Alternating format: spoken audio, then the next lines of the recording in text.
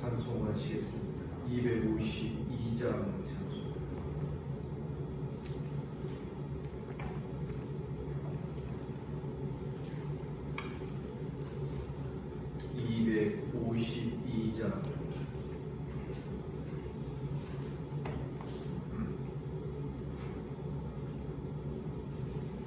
나의 죄를 씻기는 예수의 피밖에 없네.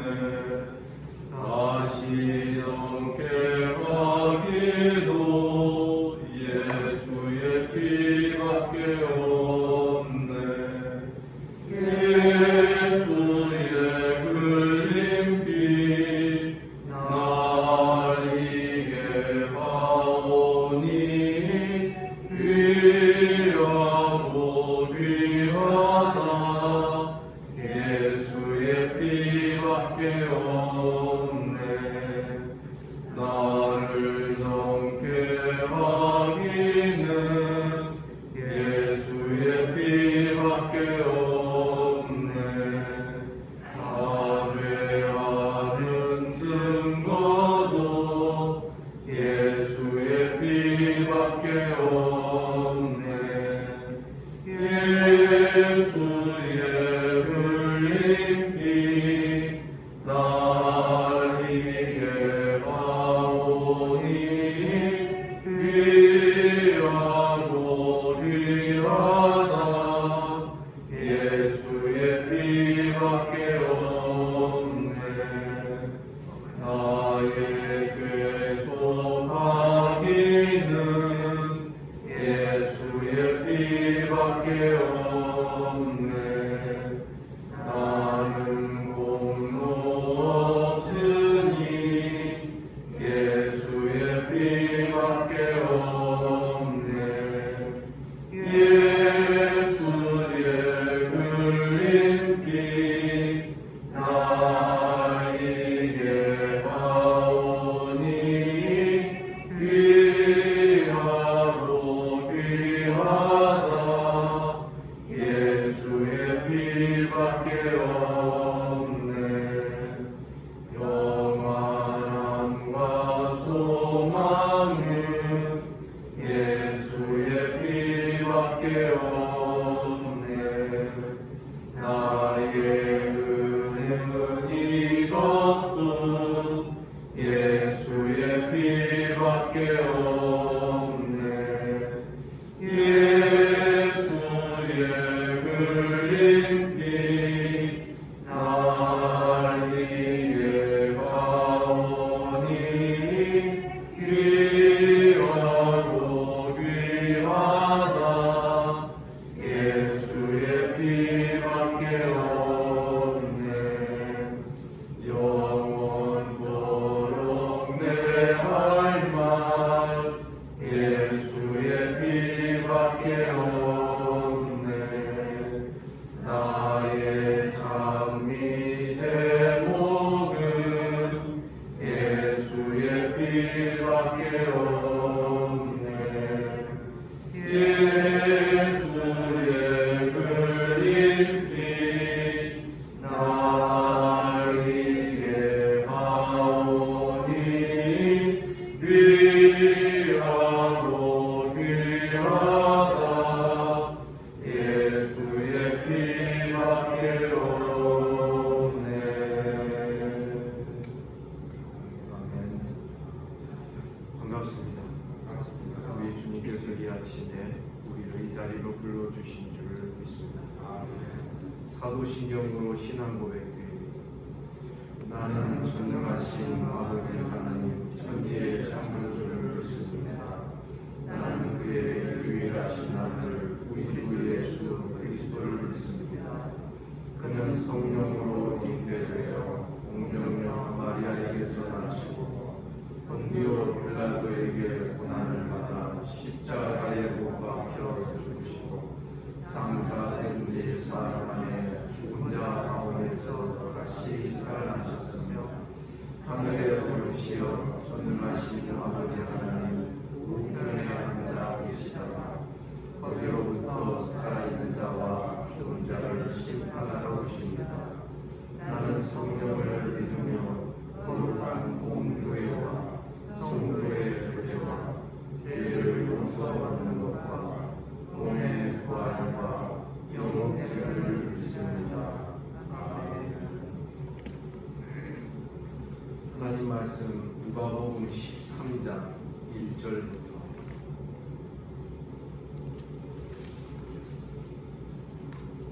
9절 말씀까지 교독하겠습니다.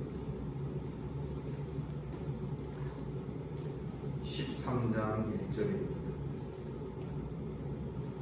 그때 마침 두어 사람이 와서 빌라도가 어떤 갈릴리 사람들의 피를 그들의 제물에 섞은 일로 예수께 아뢰니 대답하여 이르시되 너희는 이 갈릴리 사람들이 이같이 이제 왕을 다른 모든 갈릴리 사람보다 내가 그것을 하느냐.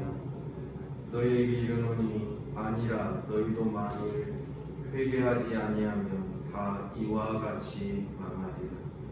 또 신랑에서 황태가 모두 예루살렘에 다른 사람보다 좋아서 이집트 사람을 너희에게 이르노니 아니라 너희도 만일 회개하지 아니하면 다 이와 같이 망하리라.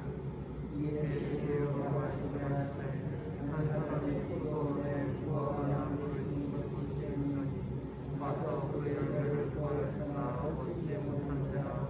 포도원 지기에게 이르되 내가 3년을 와서 이 무화과 나무에서 열매를 구하되 얻지 못하니 찍어버리라. 어찌 땅만 버리게 하게 되냐. 대답하여 이르되 주인이여 이는 그들로 주소서. 내가 거룩하고 걸음을 줄이니. 다 같이 이후에 만일 열매가 열면 좋거니와 그렇지 않으면 찍어버리소서 하였다 하시니라. 아멘. 어제 본문 58절 59절에 보시면 우리 모두가 재판장 앞에 지금 서기 위하여 나아가는 중에 있는 그런 우리 인생의 과정이라는 것을 제가 설명을 드렸습니다. 그래서 우리가 할 일은 재판장 앞에 가기 전에 우리의 모든 죄를 사람과의 관계에서 풀 것 풀고 용서할 것 용서하고 하나님 앞에 회개할 것은 회개하고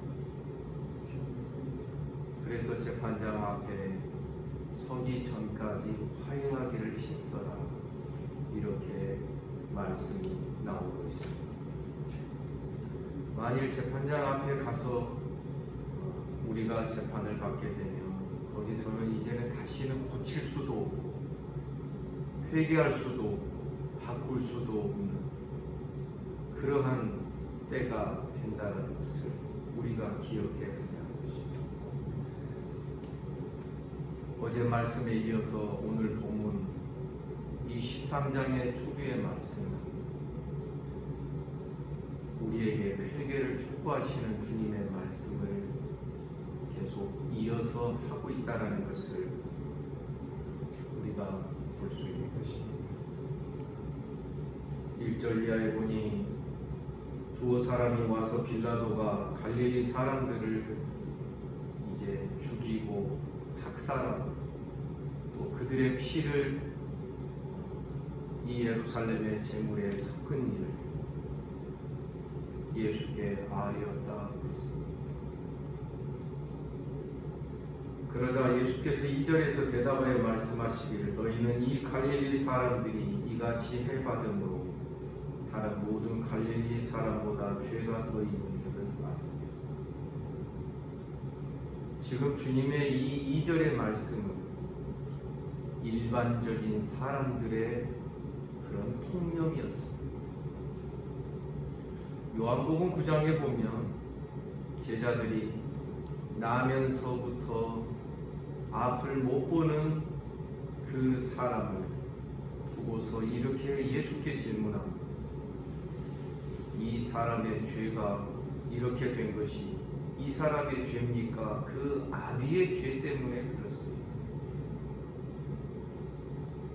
다시 말하자면 어떤 안 좋은 일이 생겨나는 것이 개인의 죄 때문에 생겨난 것이라고 생각하는 그 당시의 사고방식이 성경에 기록이 되어 있습니다.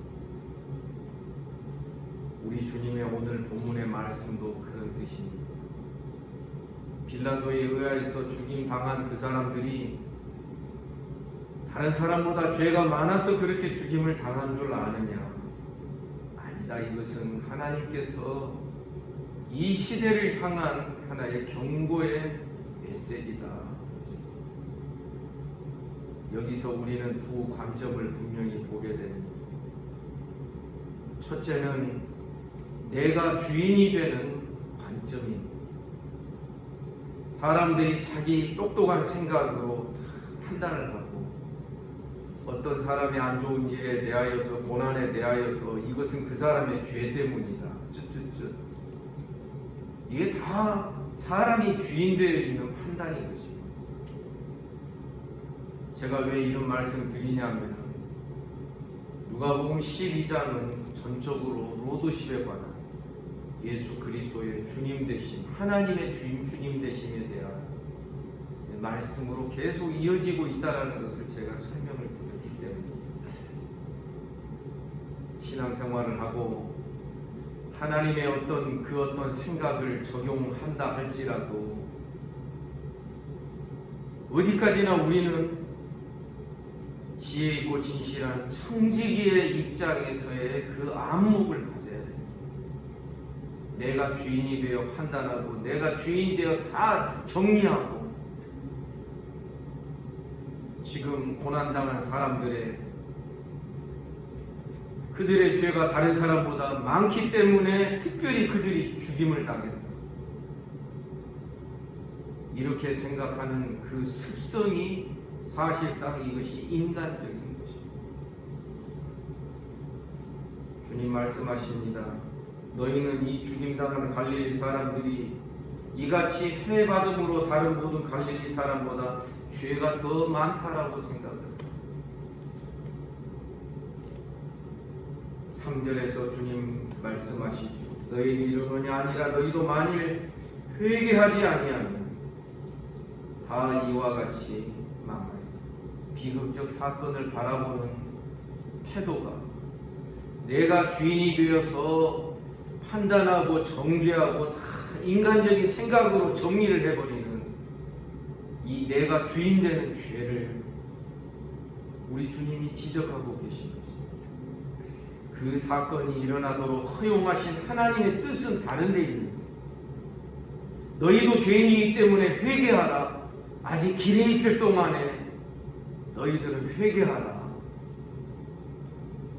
이러한 메시지가 그 사건 속에 들어있는 사람들은 자기는 비껴가고 그 사람들의 죄로만 여기면서 쯧쯧쯧하고 나는 평안하니 괜찮다라는 식의 사고를 사람들이 배우게 되는 거지. 4절에 보니 실로암에서 망대가 무너져 18명의 사람들이 치여서 죽었습니다. 그러면 예루살렘에 거한 다른 모든 사람들보다 그들의 죄가 더 있기 때문인 줄 아느냐? 마치 욥의 세 친구처럼 욥이 고난을 받고 계속 어려움 가운데 있는 것이 바로 네가 죄를 지어서 그런 것이 아니냐? 이게 사람의 생각인 것이다. 하나님을 믿고 하나님을 언급하더라도 이 사람의 사고방식을 벗어나지 못하면 우리는 하나님의 뜻을 잘못 오해하게 되는 그러한 오류에 빠지게 되는 것입니다. 우리가 한참 전도서를 강론했습니다. 주일 저녁에 전도서를 강론할 때 거듭거듭 제가 말씀드리는 내용이 전도서의 내용이 그런 것이었습니다. 하나님이 이 세상을 다스리고 통치한다고 그래 좋다. 하나님의 통치를 적용하는데 이게 지금 인간적인 안목으로 그 통치를 해석을 해나가는 것이 이 전도서의 어떤 문제 가운데 하나였던 거죠. 우리 주님은 실로암 사건을 두고서도, 망대 사건을 두고서도 말씀하십니다. 너희 이르노냐 아니라 너희도 만일 회개하지 아니하면 다 이와 같이 망하리라. 제가 보기에는 두 관점이 충돌이 있습니다. 신앙이 있다고 하지만 사람들의 관점과 우리 주님의 말씀의 관점이 충돌합니다. 여러분, 이것이 어제 본문에서 내가 불을 세상에 던지러 왔다, 불화하게 하려고 왔다, 충돌되게 하려고 왔다, 내가 세상에 화평을 주러 온 것이 아니라 오히려 불화하고 서로 반목하게 충돌하게 하려고 오셨다라고 하는 그 주님의 말씀과도 연결이 되는 것입니다. 우리는 곧잘 내 생각에는 하면서 자기 주장을 펼칠 때가 있습니다. 물론 겸손한 태도는 시작은 좋습니다. 그러나 여러분, 우리 기억해야 됩니다. 우리는 누가 가르쳐주지 않아도 세상적인 사고방식, 인간적인 사고방식이 많이 젖어있는 어릴 때부터 그런 사고를 배우면서 살아온 자들. 그렇기 때문에 신앙생활을 하더라도 신앙에다가 말씀에다가 인간적인 생각을 접합시켜서 자기 나름대로의 신앙관을 갖는 성도들이 적지 않습니다. 이것이 문제라고 늘 말씀드렸죠. 자기 나름대로의 신앙. 오늘 이 본문에서 이 충돌되고 있는 이 관점의 차이는요, 이 종의 자세로 하나님의 뜻을 수종들며 그 뜻을 바라보는 관점과 종이면서도 방자하게 내가 주인이 되어서 함부로 판단하고 함부로 결정을 내려서 규정을 지어버리는 이 두 관점의 충돌이 있다는 것을 우리가 잊지 말아야 합니다. 우리 주님은 너희도 만일 회개하지 아니하면 다 이와 같이 망하리라. 지금 12장 사건들과 말씀들과 연관해서 주님이 요구하시는 회개가 무엇이겠습니까? 청지기로 지혜 있고 진실하게 살고 있느냐, 아니면 방자한 종이 되어서 종이면서도 주인 노릇하며 사는 종이. 사랑하는 여러분, 우리 깨달아야 됩니다. 결국 모든 죄는요, 많이 보면 내가 주인이 되어 있을 때 죄를 범하게 됩니다. 함부로 생각하고 판단하지, 함부로 말하지, 함부로 행동하지. 그래서 어제도 제가 말씀드렸습니다. 창세기부터 요한계시록까지 성경 전체를 연결하는 그 주제로 이 로드십, 하나님의 주권과 하나님의 주인 되심, 하나님의 왕권, 그 중심으로 이 성경을 풀어가는 성경학자들도 있었습니다. 우리는 알아야 됩니다. 결국 우리들의 모든 삶을 파고들고 그 근원을 살피게 되면 내가 주인 노릇할 때 죄를 범합니다. 그러지 않습니까? 내 몸과 마음이 내 것이 아니다. 값으로 하나님이 나를 사셨다. 그러므로 이제부터는 나는 내 것이 아니라 주님 것이고 하나님 것이다. 우리가 이런 그 주님의 주님 되심, 로드십에 관한 이 신앙이 분명하게 세워진다면, 여러분, 우리는 점점 죄 짓는 횟수가 줄어들게 되고 죄 짓는 일에는 미련한 자가 될 줄 믿습니다. 그러니 주님이 회개를 촉구하시는 이 말씀에 여기에서 보여지는 회개의 내용은 바로 내가 주인 되어 살았던 죄를 전체적으로 우리가 모든 죄를 감싸는 하나의 그런 울타리라고 보여줍니다. 내가 주인 되어 살았던 모든 죄를 회개하라. 이것이 12장과 관련해서 13장을 연결해서 해석하면 나오는 거예요. 그리고서 이어서 같은 장소에서 6절의 말씀이 이어집니다. 이에 비유로 말씀하시되 한 사람이 포도원에 무화과를 심은 것이 있었다. 와서 그 열매를 구하였으나 얻지 못하였다. 3년 동안이나 아무 열매를 얻지 못하였다. 3년은 짧은 시기가 아닙니다.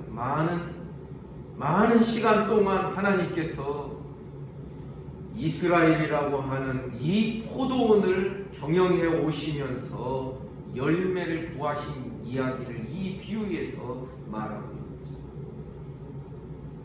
그 포도원 주인이 포도원 지기에게 말합니다. 내가 3년 와서 이 무화과 나무에서 열매를 구하리. 포도원에 무화과를 심었다 그랬죠. 무화과 나무에서 열매를 구하되 얻지 못하니 찍어버리라. 어찌 땅만 버리게 하니. 그러자 8절에서 이 포도원 지기가 이렇게 대답합니다. 주인이여, 주인이. 여러분 성경에 빗줄 그으십니다. 결국 이 세상의 주인이 누구인가? 이 세상의 왕권을 가지신 분이 누구인가? 이 세상의 소유권은 누구에게입니까? 지금 온 세상은 사람이 이 온 세계의 주인이라고 생각하는 그런 흐름 속에서 살아가고 있습니다. 그러나 창세기는 1장 1절에서부터 태초에 하나님이 천지를 창조하시니라. 하나님이 만드셨으니 이 모든 천지가 다 하나님 것입니다. 이 선언에서부터 창세기 1장 1절이 이제 쭉 연결되어 구약 시대 구약 성경의 모든 내용을 한마디로 압축하면 이것이 하나님의 주인 되심을 인정하지 않는 자들의 범죄의 역사가 구약 성경에 면면이 흐르고 있는 것입니다.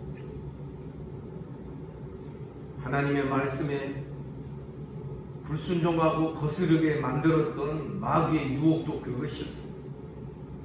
네가 주인 되라는 것입니다. 사람이 주인이 되라는 것입니다. 네가 판단의 주인이 되고 네가 스스로 너를 결정하는 주권을 네가 스스로 행사하는 것입니다. 이 선악과를 따먹으면 생각해봐, 죽지 않는다. 네가 따먹으면 네 눈이 밝아져서 하나님처럼 돼.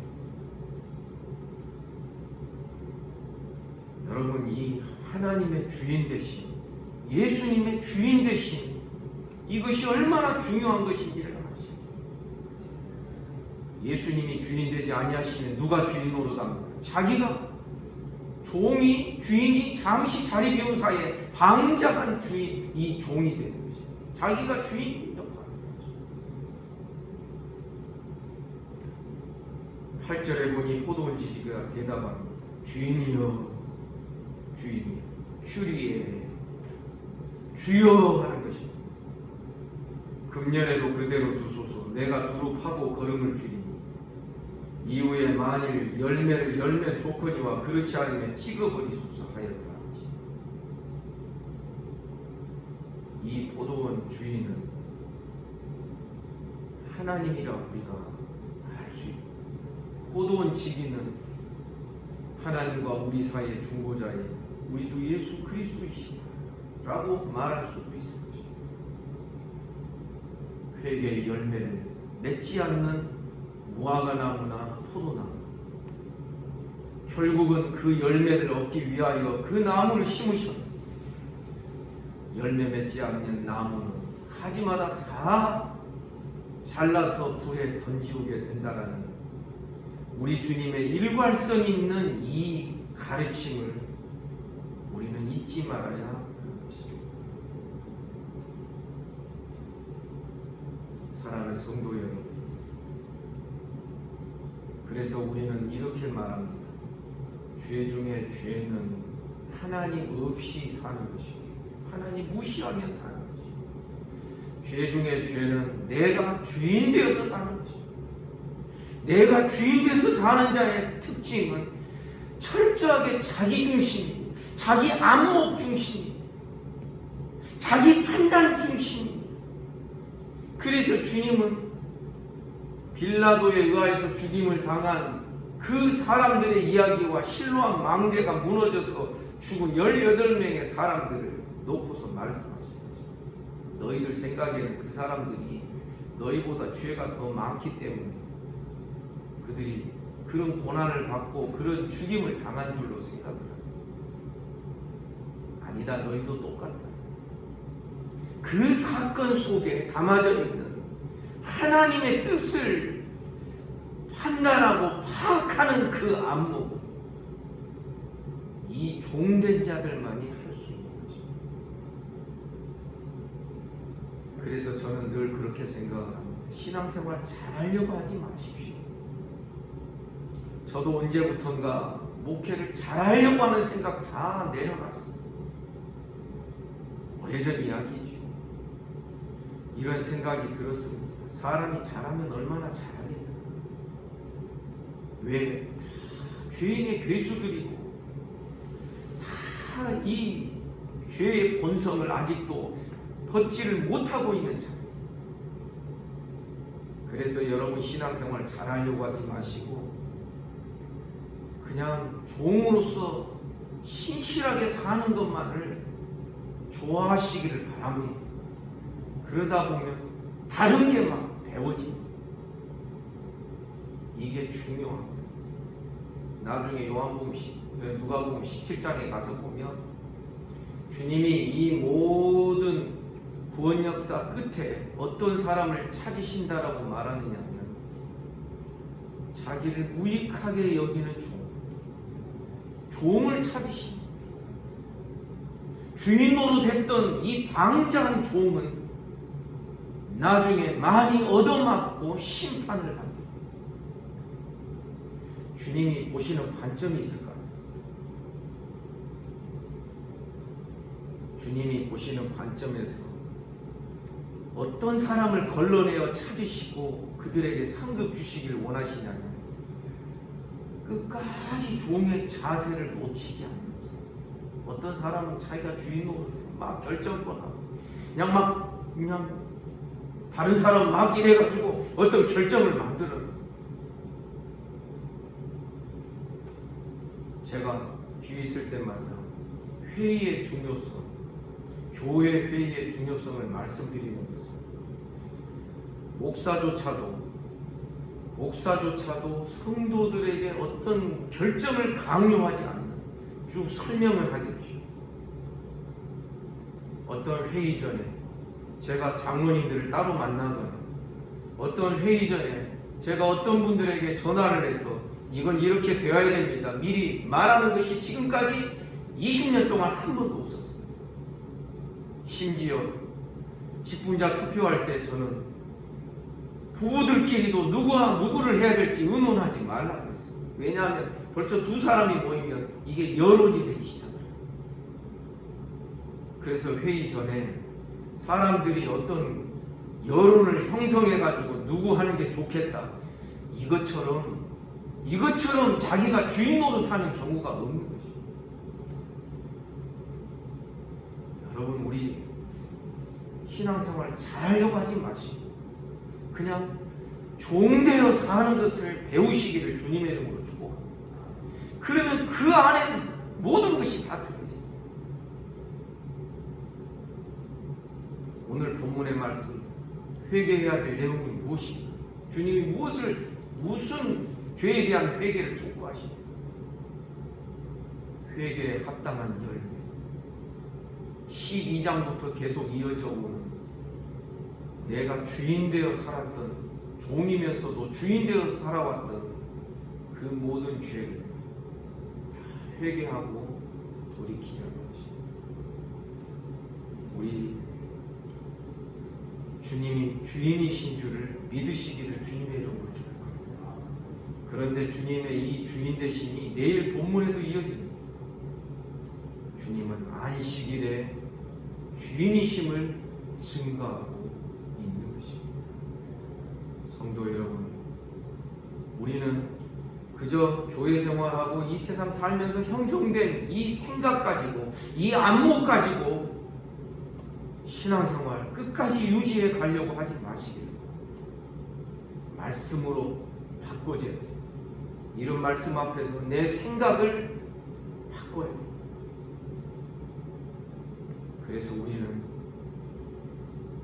우리의 주인 되시는 하나님의 뜻이 무엇인지, 이 사건 속에 담아져 있는 하나님의 뜻이 무엇인지 조심스럽게 말씀으로 열어가고 말씀으로 해석하는 우리들이 되기를 주님의 이름으로 축복합니다. 기도하겠습니다.